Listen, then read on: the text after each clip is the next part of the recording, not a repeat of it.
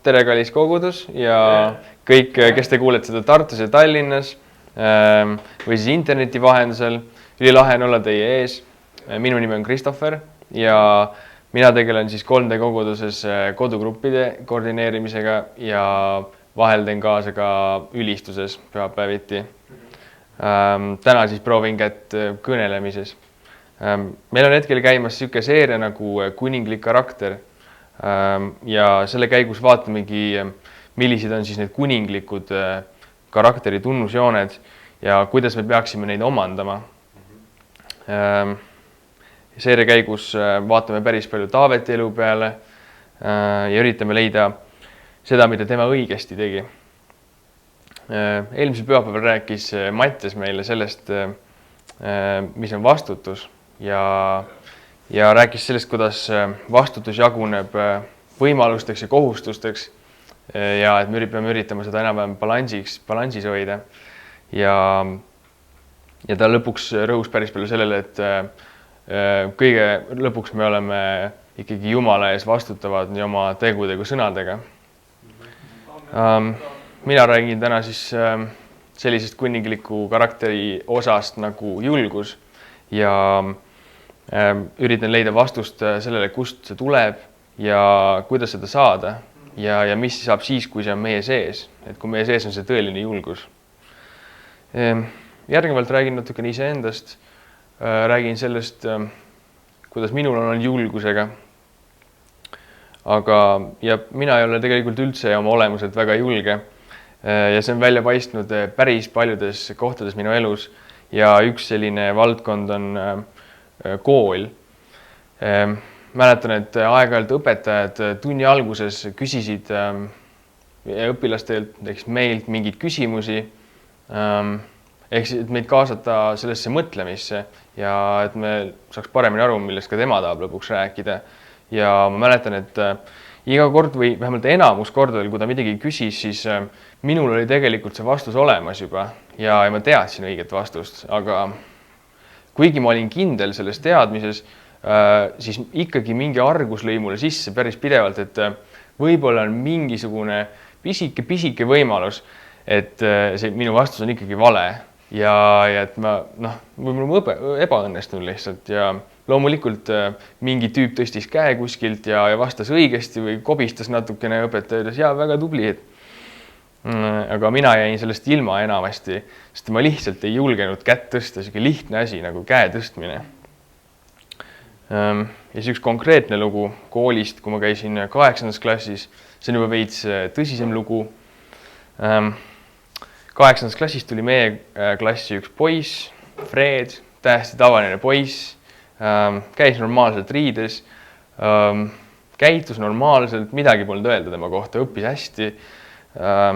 Ometigi hakkas mingi hõõrumine, mingid vennad hakkasid teda nokkima ja veits nagu testima tema piire, et kui palju ta nagu sotsiaalselt talub ja kui palju ta talub mingisuguseid asju, mis tema suunas öeldakse, mingeid suvalisi välja mõeldud asju ja mõtlesin ka, et okei, see vend on üksi, et tavai, ma lähen ja lihtsalt üritan taga sõprust luua ja see tuligi päris hästi välja mul, et saime üsna lähedasteks ja tema avas ennast mulle ja mina rääkisin oma asju talle ja vahetunnis chillisime tavaliselt.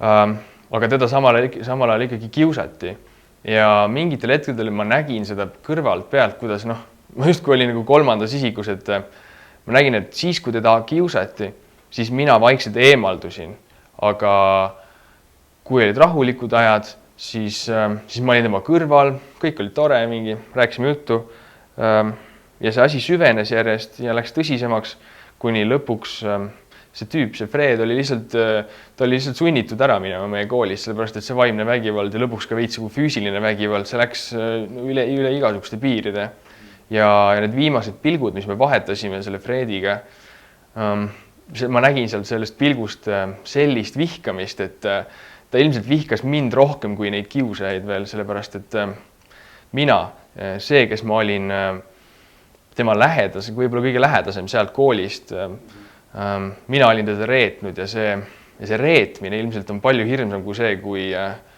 kui sind lihtsalt kiusatakse mingi teise venna poolt, kes sulle niikuinii ei meeldi.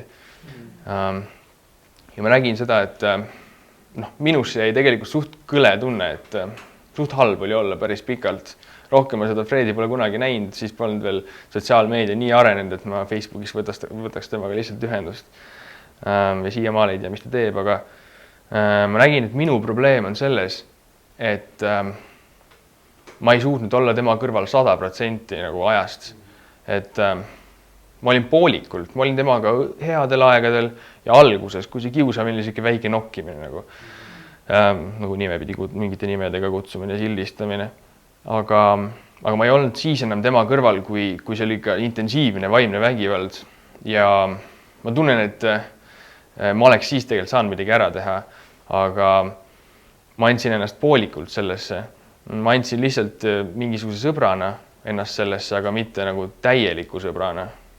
Ja ma nägin, et see, mis ma tegin, oli poolik ja see poolik asi lõpuks tõi mulle palju hirmsama nagu tunde pärast seda ja see tagajärg oli palju hullem. Et see, kui ma kunagi julgenud õpetaja ees lihtsalt kätt tõsta, et vastata talle see vastus, mis ta küsis, see oli see hetk, kus ma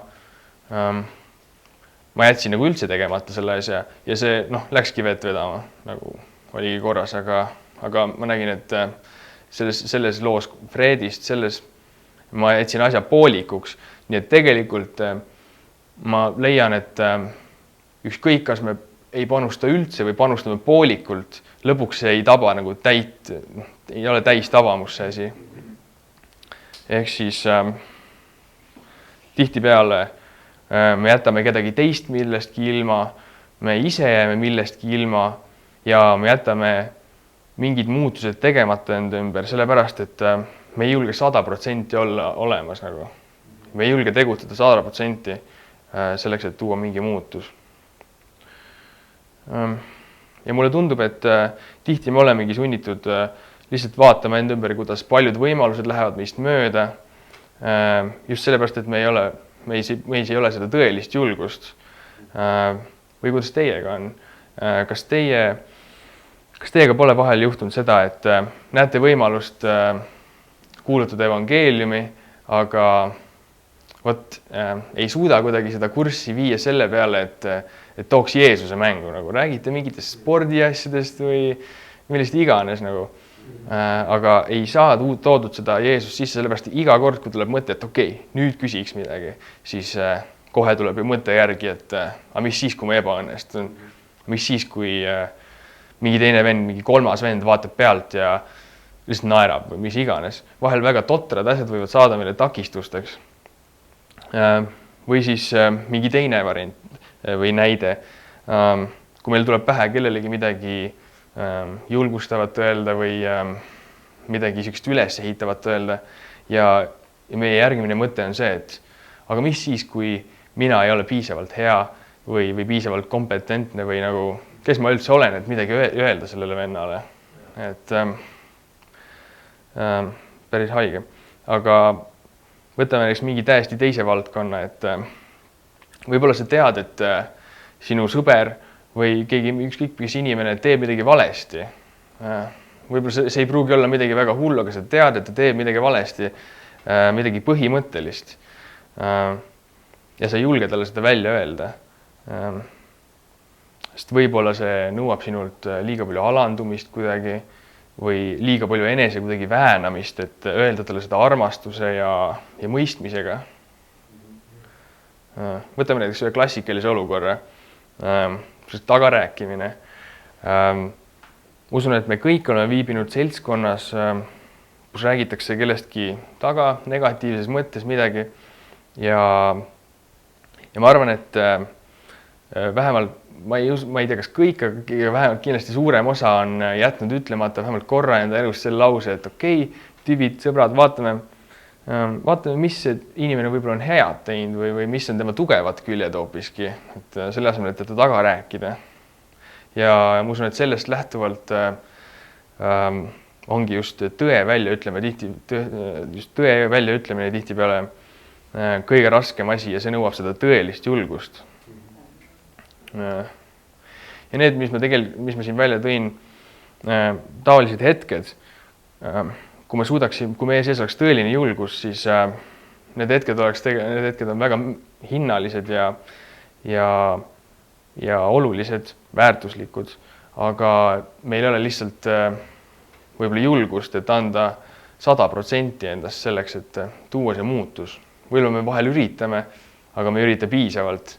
Isegi piisavalt on juba võib-olla, see ei ole ikkagi 100% võib-olla. Okei. Seda jutlust ette valmistades mõtlesin pikalt, et mis see julgus siis lõpuks on. Mõtlesin, lugesin piiblit ja ma nägin, et iga kirja koht, mis räägib julgusest või julgustamisest, see puudutab lõpuks ka reaalset tegutsemist. Näiteks kohtumõistjate raamatus on kirjas, kuidas Jumal julgustas ühte kuningat minema teise kuninga vastu sõtta. See oli antud juhul siis üks kuningas, kes pidi ründama Iisraeli kuningat. Ja see sõtta minek ja sõjapidamine, see oli tegelikult tegevus. Ja ma nägin, et iga tegevus tegelikult toob mingi muutuse sisse. Olgu see hea või halb, aga see toob mingi muutuse. Ja ma usun, et inimestena, eriti meestena, ma näen, et me oleme julged ja väga teotahtelised otsima muutuseid mingites ilmalikes asjades, nagu paremate elutingimuste otsimine, mingid elupinnad, uus töökoht, rohkem tööd, rohkem raha. Selles on meil küll julgus, reisimine, mingite seikluste otsimine, aga tihtipeale ma näen, et meil jääb puudu julgusest, et teha asju, mis toovad tõelist muutust. Et raha ja asjad ja seiklused, need jäävad siia maailma, aga igavesti kestavad asjad on inimsuhted ja meie suhe Jumalaga. Et siit ka minu peamine küsimus sulle täna. Kas sina julged anda endast 100%, et tuua igavikulist muutust? Ja ma rõhutaks just seda sõna, et kas sa julged. Sest kui asi poleks julguses, siis maailm oleks evangeeliumist ja headest asjadest juba täiesti läbi imbunud ja kõik inimesed oleksid õnnelikud. Aga piduriks on just kõhklemine ja julguse puudus. Käimasolev seeria räägib kuningilikust karakterist. Salamisi on selleks kõnealuseks karakteriks siis kuningas Taavet ja temalt me võtame selles asjas eeskuju. Enamasti räägime sellest, et eeskuju tuleks võtta Jeesuselt ja tema elas ideaalset elu, patuta elu. Aga ma usun, et Taaveti ja Jeesuse vahe oli selles, et üks oli Jumal, aga teine oli inimene. Ja ma arvan, et on päris hea, kui me vaatame siis Jeesuse kõrval vahest ka ühte inimest, kes sai oma eluga päris hästi hakkama. Ja piibel ütleb ka, et Taavet oli tegelikult mees, kes oli Jumala enda südame järgi. Et see on päris huvitav, et kui ta ei olnud Jumal, oli kõigest inimene ja tema nagu see oli päris hea, mis piibel tema kohta ütleb. Järgnevalt vaatamegi tuntud lugu piiblist. See on Taaveti ja Koljati lugu, kus Taavet võitleb Koljatiga. Ja kui me läheme natukene selles loos tagasi ja mõtleme, et miks Taavet võitles Koljatiga ja nagu, mis oli see taust seal ümber, siis me võime lugeda piiblist seda, et ühel hetkel vilistid, see oli siis üks naaberrahvas seal Iisraeli ümber, nad tulid ja piirasid, tulid ja seadsid sõjaks valmis ennast lihtsalt Iisraeli vastu. Ja see ei olnud ilmselt mingisugune uus asi, sellepärast et neid sõdu oli varemgi olnud ja vilistid oli lihtsalt suureks nagu segavaks faktoriks, kogu aeg käis sõda nendega. Iga natukese aja tagant oli mingi lahing ja see oli järjekordne lahing, aga selles lahingus oli natukene paar asja teistmoodi kui tavaliselt. Ja võtakski esimese Saamuli raamatust 17. peatükist 4. salmist. Ma loeks selle ette. Siis tuli vilistide leerist välja 2 võitleja, Goljat nimi, Gatist pärit ja ta pikkus oli 6 küünart ja 1 vaks. Et siin see salm räägib sellest, kuidas kui vilistid olid ennast reastanud sinna orgu, kus nad kutsusid välja Iisraeli sõjaväe, siis nende hulgast tuli välja üks tšempion, nende niisugune kõige tugevam 2 võitleja. Ja edasi me võime lugeda sealt loost, et ta nagu teotas Iisraeli riiki või seda rahvast ja nende jumalat. Ja ta kutsus tegelikult üles Iisraeli sõjavägede seast mingit ühte meest, kes talle vastu astuks ja siis vaatame, ja siis ta ütleski, et vaatame, et see, kes võidab, siis sellele see teine rahvas on põhimõtteliselt sulasteks, et kui Goljat võidab, siis Iisraeli rahvas teenib viliste ja vastupidi. Nii et Iisrael oli tegelikult natukene halvas olukorras ja selles jutus selles loos on ka päris hästi selgelt välja toodud, et kõik need kartsid tegelikult Goljatit, et nad värisesid Goljati, sest Goljat oli palju suurem kui teised vennad seal ja tema varustus oli suurem ja nagu relvad olid tugevamad ja võimsamad. Ehk siis olukord oli üsna hapu Iisraeli poole peal. Ja nüüd tulebki mängu meie kangelane Taavet, kes siis ei olnud veel kuningas, vaid oli lihtsalt üks 16-aastane teismeline. Vähemalt arvati, et ta oli 16 umbes niimoodi.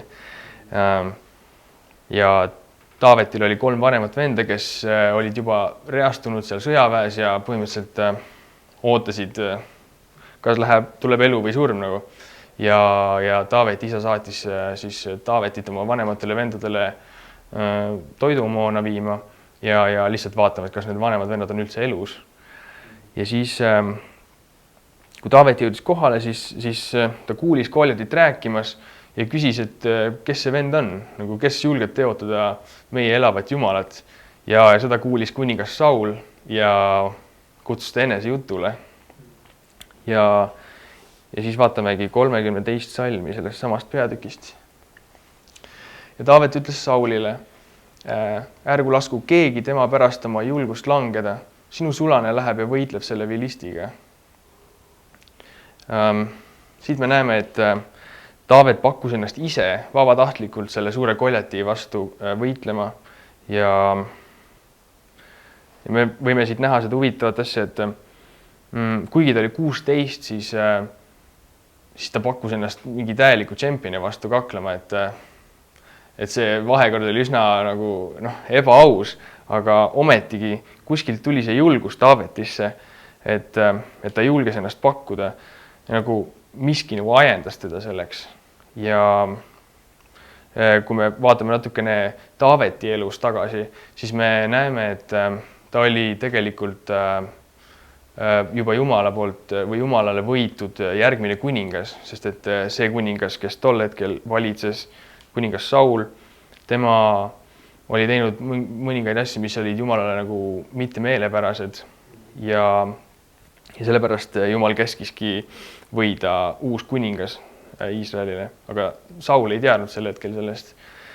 Ja me teame, et võidmine tähendab millegi või kellegi pühitsemist või pühendamist Jumalale. Seega me näeme, et Jumal oli täiega kaasas Taavetiga just selle võitmise kaudu ja nüüd sa võib-olla küsid, et okei,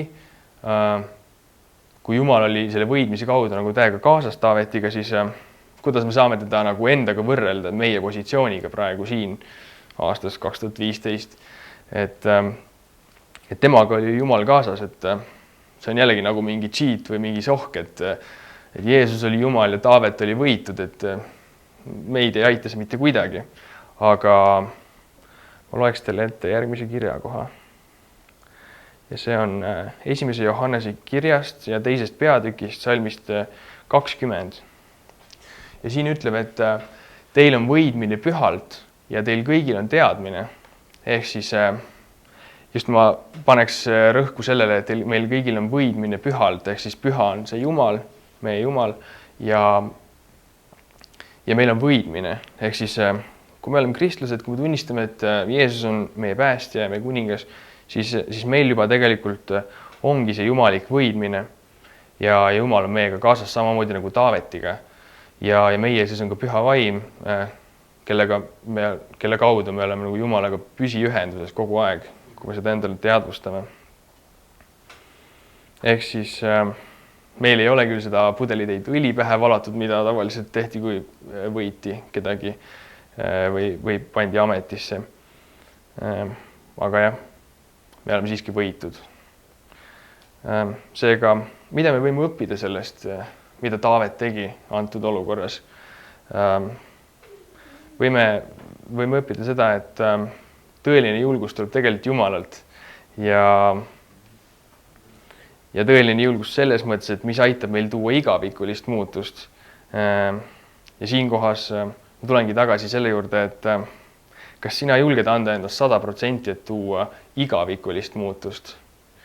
Ja kas sinus on juba julgus, mis tuleb Jumalalt ja muudab igavikku? Kas sa oled juba avastanud, et oled Jumala võitu ja võid saada temalt üliinimlikku julgust?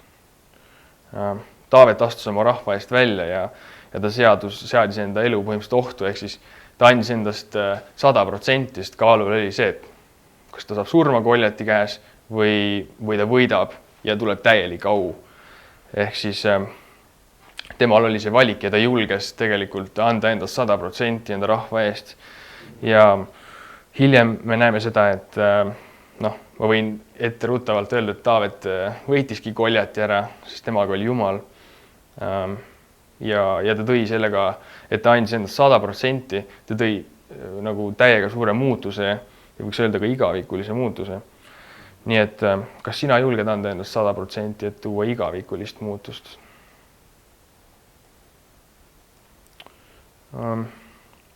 Nüüd järgmiseks sa võib-olla küsid, et okei, nüüd ma tean, kust tuleb tõeline julgus, see tuleb Jumalalt, aga kuidas ma saan seda temalt?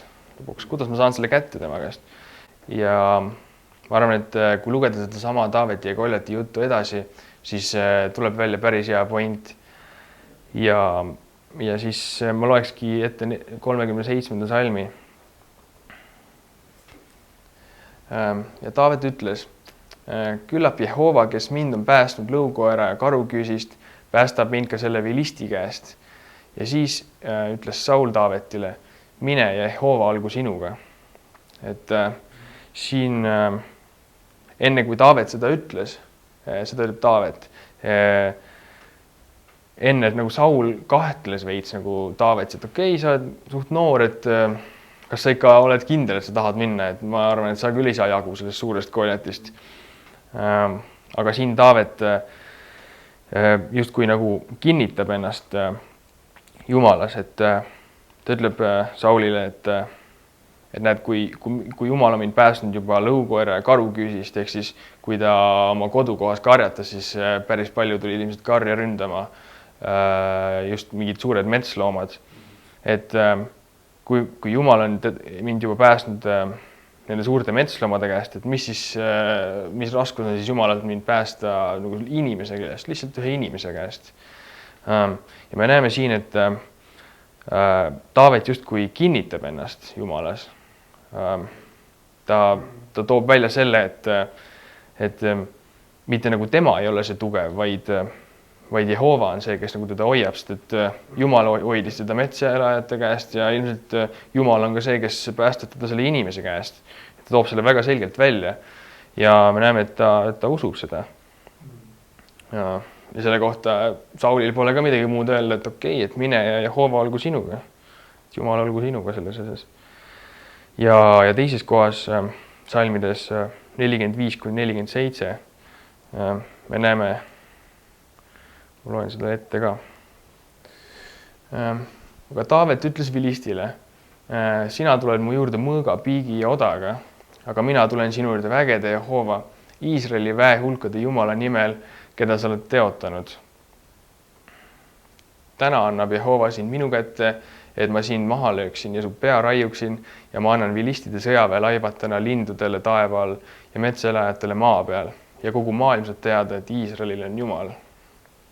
ja kogu see väehulk saab teada, et Jehova ei päästa mitte mõõga ega piigi abil, sest see on Jehova võitlus ja tema annab teid meie kätte. Päris võimsad sõnad väikse lapse poolt, kes seisab silmitsi juba Goljatiga. Sellel hetkel ta põhimõtteliselt oli juba duellil ja ta nägi seda venda, kellega ta kakleb, nagu kellega ta peaks hakkama võitlema. Ja siin me näeme, et Taavet toob välja selle väga selgelt, et kui Goljat tuleb tema vastu suurte relvadega, siis Taavet omakorda läheb tegelikult oma Jumala nimel välja. Ehk siis ta kinnitab ennast nagu isegi Goljati ees, et davai, sina tuled relvadega, mina tulen sinu peale Jumalaga ja ta nagu ise kasvatab enda julgust, öeldes välja neid sõnu. Ja 46. salmis ta kirjeldab päris palju seda, mida ta teeb pärast seda, kui ta Goljati ära tapab ja päris räige stuff, et ta kinnitab ennast päris palju nende sõnadega ja ta ütleb otse välja, et siis saab kogu maailm teada, et Iisraelil on Jumal. Et päris hea, ta nagu toob fookus ikkagi Jumala peale iga lauses, mis ta ütleb. Ja siis 47. salm, et ta räägib siin, et see on Jehova võitlus, et see ei ole üldsegi tema võitlus. Ehk siis ta jällegi nagu loob kõrgema tasandi, et tema ei ole see, nagu, kes teeb midagi, vaid hoopis Jehova on see, kes teeb ja tema käes on kõik nagu kogu saatus põhimõtteliselt.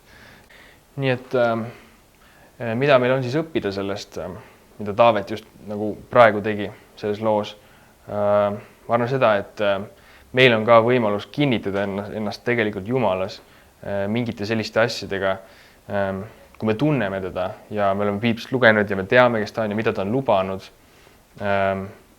Ja kui me ütleme neid asju endale välja, siis see annab meile tegelikult julgust kõvasti juurde.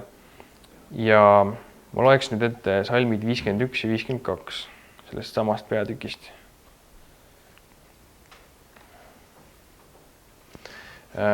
Siis Taavet jooksis ning astus Filisti juurde ja võttis tema mõõga, tõmbas tupest ja surmas tema ning raius sellega ta pea maha. Ja kui filistid nägid, et nende kangelane oli surnud, siis nad põgenesid. Ja 52. salm. Aga Iisraeli ja Juuda mehed tõusid ning tõstsid sõjakisa. Nad ajasid filiste taga kuni Kati teelahkmeni ja kuni Ekroni väravateni. Ja malöödud filistid langesid Saaraimi teele kuni Kati Ekronini. Siit me näeme väga ilmekalt seda, et kui Taavet võitis Goljati ära põhimõtteliselt linguga sisuliselt, siis sellest said Iisraeli sõjaväed nii palju julgust juurde, et põhimõtteliselt võit oli juba nende, nagu see oli määratud. Filistid põgenesid ja Iisraeli sõjavägi ajas taga neid. Ehk siis kui me mõtleme, et kui filistid tulid ründama Iisraeli, siis ilmselt nende sõjavägi oli kas suurem või võrdne. Sest muidu nagu iga normaalne väejuht ei tuleks sihukest asja, nagu ei astuks sellisesse lahingusse. Ja me näeme, et kuna Taavet julges anda endast 100%, ta pani enda elu kaalule, siis seda saatis edu. Ja me näeme, et kui üks inimene suri ära, see üks Goljat, nende esimene sõdur, kõige tugevam sõdur, siis see tõi nii suure muutuse, et sõda oli suht võidetud ja kui filistid nägid, et nende kangelane on surnud, siis nad juba lasid enda moraali nii alla, et nende jaoks ei olnud sellel sõjal enam nagu positiivset tulemust nende jaoks. Ehk siis, mida me sellest võime õppida jälle Taaveti kohta? Me võime õppida seda, et kui meie sees on see julgus, mis tuleb Jumalalt ja kui meie kinnitame ennast Jumalas, siis see julgus paljuneb ja põhimõtteliselt saavad veel suuremad teod nagu ja veel suuremad asjad saavad tulla ilmsiks ja saavad tehtud, kui nagu meie üksi võiksime teha, et meie teod võivad nagu trigerdada midagi suuremat.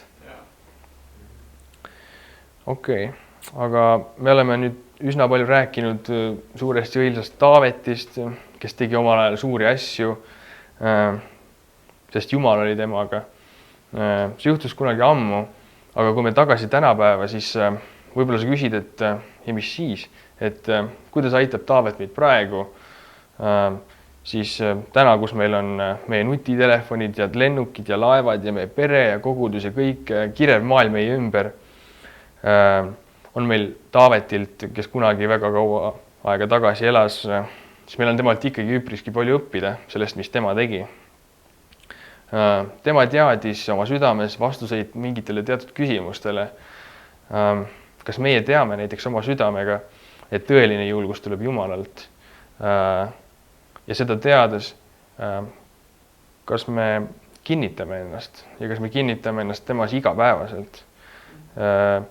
Ja kui me kinnitame ennast, kas me näeme seda julgust enda ümber paljunemas? Ja siinkohal ma tulen jälle tagasi selle küsimuse juurde, et kas sina julged anda endast 100%, et tuua muutust ja tuua just igavikulist muutust?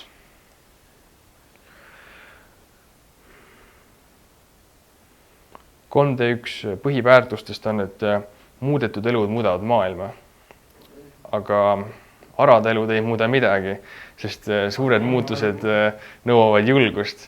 Ja seetõttu kutsun minagi sind üles täna küsima endalt, kas mul on julgust tuua enda ümber muutust ja just igavikulist muutust?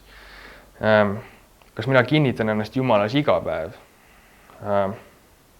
Tuleta meelde, mis piiblis räägib Jumala kohta ja või kas või loe endale kodus kõvasti ette neid asju ja tuleta meelde seda, mida Jumal on tõotanud ja kes Jumal on. Mõned näited sulle näiteks. Jumal on meie kalju, ta on meie abimees rasketel aegadel, ta on täis heldust ja alastust, ta on meie armastav isa, ta on universumi looja ja ta on nagu kõikvõimas. Ja kui me selliste asjadega ennast kinnitame, siis see annab meile nii palju julgust, et me ühel hetkel tõesti usume, et oma Jumalaga me suudame kõike. Ja kuningas Taavet mingil hetkel sai ta kuningaks, siis kui ta oli juba suur ja nagu legendaarne kuningas Iisraelil, siis ta on öelnud sellised sõnad 2. Samueli raamatus 22. peatükis ja 30. salmis. Sest sinuga ma jooksen väehulga kallale, oma Jumalaga ma hüppan üle müüri. Ja mina usun, et ka sina suudad oma elus hüpata üle kõikide müüride, mis sul mingitel ajahetkedel tulevad takistuseks ette. Aga ainuke asi on see, et kas sa julged seda üldse uskuda. Ja kui minu tänasest jutust sulle üldse midagi võiks meelde jääda, siis tahaks, et sa läheksid siit ära selle teadmisega, et tõeline julgus tuleb Jumalalt ja kui sa end kinnitad temas, siis see muudab sinu ümber olevat maailma igavikuliselt. Ja lisaks esitan mul selle väljakutse, et too enda ümber igavikuline muutus ja anna endast 100% selle jaoks. See on väärt seda. Ja enne kui ma veel lõpetan päris, siis ma tahaks, et sa mõtleks korraks enda lähedaste inimeste peale, kes on sinu ümber igapäevaselt. Kujuta ette, et nad kõik armastavad Jumalat rohkem kui midagi muud.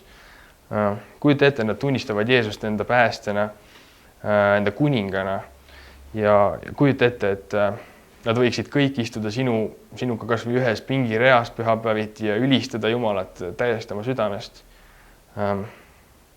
Ja kujuta ette, et nad kõik oleksid täiesti õhinas, sama palju kui sina oled õhinas sellest, mida Jumal on tegemas siin 3Ds ja teistes koguduses ja üle maailma. See on päris huvitav, see on päris lahe, kui siuke asi oleks nagu. Ja ma usun, et valdav enamik meist tahab seda väga. Aga üks asi on meie ja selle kujutluse ees praegu, selle vahel. Ja see asi on julgus. See on see jumalik, üliinimlik julgus. Paulus ütleb piiblis, et Jumal ei ole meile andnud arguse vaimu, vaid väe ja armastuse ja mõistliku meele vaimu. Nii et lõpetuseks ma küsin sult, et kas sina julged anda endast 100% selleks, et tuua igavikulist muutust enda ümber? oma peres, võib-olla oma sõprade seas või siis ka mingites väga väikestes asjades, millel on tegelikult väga suur jõud. Sest kui sa lähed pärast seda teenistust saalist välja ja räägid inimestega juttu või siis Tallinnas selles samas saalis, siis ma soovitan sul, et ole julge ja lihtsalt anna ennast 100% nendesse vestlustesse, mida sa pead inimestega, ära vaata snäkilaua poole samal ajal, ära vaata teiste lahedamate inimeste poole, anna ennast sellest 100% ja anna endast 100% oma peres, oma kodus, õhtul piiblit lugedes ja palvetades ja kui sa ei ole veel kristlane, siis ma lihtsalt annan sulle väga hea soovituse täna, et ole julge ja too enda ellu esimene tõeline igavikuline muutus ja võta Jeesus enda päästjaks ja enda kuningaks. Ja siit ma annakski järje üle campuspastoritele nii Tartus kui Tallinnas ja aitäh, et te kuulasite mind ja ma loodan, et minu jutust oli teile midagi kasu, et see põhisõnum jäi meelde.